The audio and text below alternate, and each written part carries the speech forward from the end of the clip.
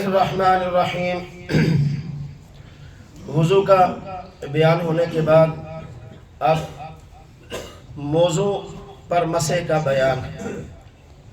چمڑے کے وہ موزے جن میں پاؤں ٹخنوں تک چھپے رہیں، یا وہ اونی سوتی جرابیں جن پر چمڑا لگایا گیا ہو، یا وہ جرابیں جو چمڑے کی طرح سخت اور موٹے کپڑے کی ہوں، تو اسلاف محدثین و فقہائے امت نے ان کو بھی موضوع کے حکم میں شمار کیا ہے۔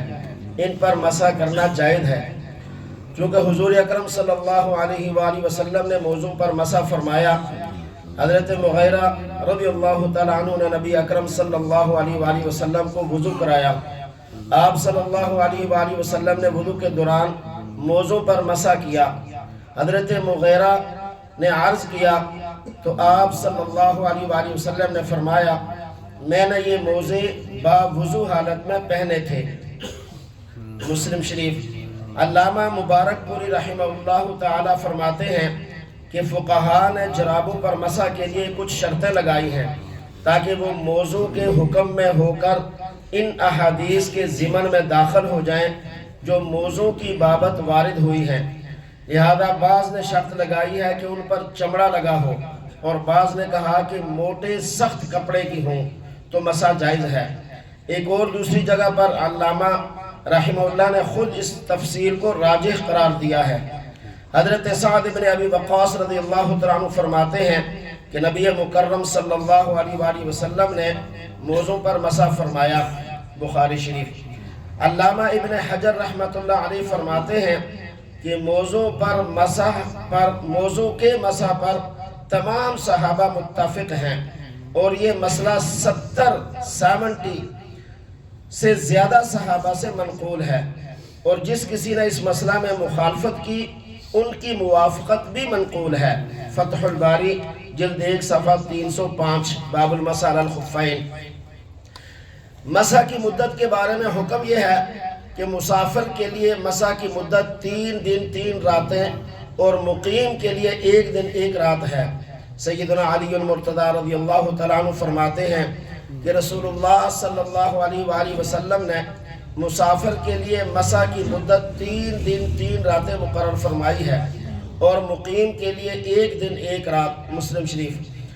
مسح کا طریقہ شریعت نے یہ بتایا ہے کہ ہاتھ کی انگلیاں پانی سے بھگو کر 3 انگلیاں پاؤں کے پنجے پر رکھ کر اوپر کی طرف کھینچے۔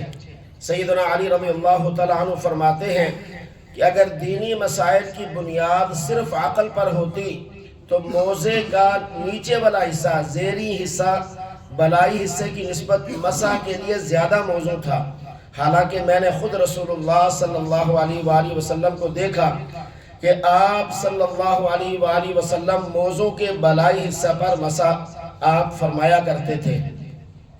ایک مرتبہ وضو کرنے کے بعد جب موزے آپ پہن لیں، یہ چمڑے کے موزے جو ہوتے ہیں، یا اتنی موٹی جرابیں جن پر 3 شرطیں پائی جائیں۔ ایک شرط یہ ہے کہ وہ ایک طرف پانی ڈالنے سے دوسری طرف، یعنی اونی موٹی مضبوط ہو، دوسری طرف پانی نہ جائے، ایک طرف پانی ڈالیں دوسری طرف نہ جائے۔ اور دوسری اس کے لیے شرط یہ ہے کہ 3 میل پیدل، یعنی بغیر جوتی کے 3 میل اگر یہ مٹی والی زمین کے اوپر چلا جائے تو وہ پھٹے نہیں، مضبوط ہی رہے۔ اور تیسری شرط اس کی یہ ہے کہ وہ پنڈلی کا جو حصہ ہوتا ہے بغیر کسی سہارے کے وہ جراب ایسے کھڑی رہے، لاسٹک کے بغیر، وہ اتنی موٹی ہو کہ ایسے یوں وہ کھڑی رہے۔ تو ایسی جرابوں پر بھی مسح کرنا جائز ہے۔ ہمارے ہاں جو عام پتلی جرابیں ہوتی ہیں بالکل باریک، ان پر مسح احناف کے ہاں جائز اور درست نہیں ہے۔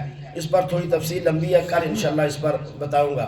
تو موٹی جو جراب ہے اس پر مسح، ورنہ موزے جو چمڑے کے عام طور پر ملتے ہیں، یہ جو چائنا کے آج کل ریکسین کے موزے ملتے ہیں، ان میں بھی اگر یہ موزوں والی خاصیت پائی جاتی ہو، مضبوط موٹے اچھے والے جو میرے خیال میں 700-800 یا 1000 یا اس سے اوپر جو ملتے ہیں، وہ بھی موزوں کی ہی حکم میں ہیں۔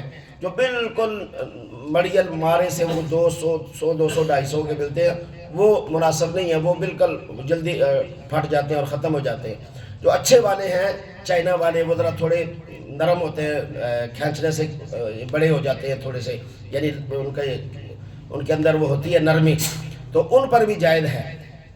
وضو کرنے کے بعد آپ موزے پہن لیے آپ نے، تو موزے پہننے کے بعد وضو ٹوٹنے سے لمٹ شروع ہوگی، وضو ٹوٹنے سے، پہننے سے نہیں شروع ہوگی۔ اب آپ نے مثلا زور میں وضو کیا ہے تو عشاء کے وقت جا کر آپ کا وضو ٹوٹا، پہلے ٹوٹا ہی نہیں تھا، تو عشاء میں پھر اس کی لمٹ شروع ہوگی۔ تو عشاء سے لے کر 24 گھنٹے یعنی اگلے دن عشاء تک جس وقت وضو ٹوٹا اس وقت، عشاء سے پہلے ٹوٹا تو پہلے ختم، بعد میں ٹوٹا تو بعد میں ختم۔ جب اس کی لمٹ ختم ہوگی، درمیان میں جتنی مرتبہ بھی آپ وضو کریں گے تو وہ اس کے اوپر مسح کریں گے۔ اسی طرح اگر آپ مسافر ہیں، سفر پر جا رہے ہیں، تو آپ نے وضو کر کے پہن لیے، تو جس وقت وضو ٹوٹے گا ٹوٹنے سے اس کی لمٹ شروع ہوگی، تو اس کے بعد 3 دن یعنی 15 نمازیں، یا اس سے اندازہ لگا لیں 72 گھنٹے جو ہے وہ آپ ان موزوں کو اوپر مسح کر سکتے ہیں۔ جب وقت پورا ہو گیا پھر اس کو اتار دیں۔ اسی طریقے کے ساتھ وضو کے اندر آپ کا پہلے وضو تھا، وضو کے اندر ابھی تک ٹوٹا نہیں ہے، تو موزے بے شک اتار لیں پہن لیں، اتار لیں پہن لیں، وہ لمٹ شروع ہی نہیں ہوئی، کوئی فرق نہیں پڑتا۔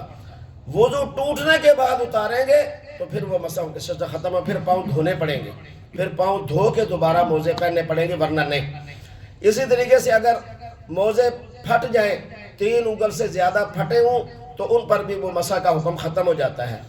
پھر اسی طریقے سے جو موزوں کے اوپر جو مسح کا طریقہ بھی ہوتا ہے کہ یہ جو 3 انگلیاں نظر آ رہی ہوں گی، یہ 3 انگلیاں جو ہیں انگوٹھے کے ساتھ اور چیچی انگلی کے درمیان میں، ان کو گیلا کر کے تو یہ پاؤں ہوتا ہے، تو یہ جو پنجہ یہ یہاں سے یوں کرنا ہے، ہاں جی، پنجہ اوپر، انگلیاں نا، انگلیوں سے پیچھے یوں لانا ہے اوپر، پنڈلی کی طرف، اوپر کی طرف، دونوں پہ، دونوں ایسے پکڑ کے تو ایسے، تو اس طریقے سے ان کا بس 3 انگلیاں، یہی ان کے لیے مسح ہوتا ہے۔